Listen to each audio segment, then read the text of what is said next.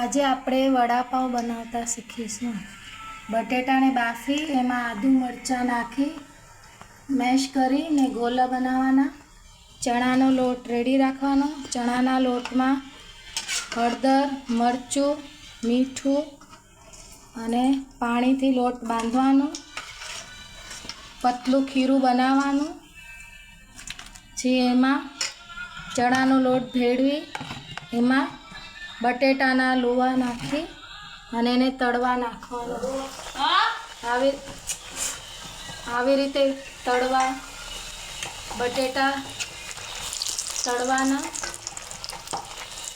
બટેટા તળાઈ જાય એટલે આ વડા તૈયાર થઈ ગયા। પાવના 2 ભાગ કરવાના। એમાં લસણની સૂકી ચટણી નાખવાની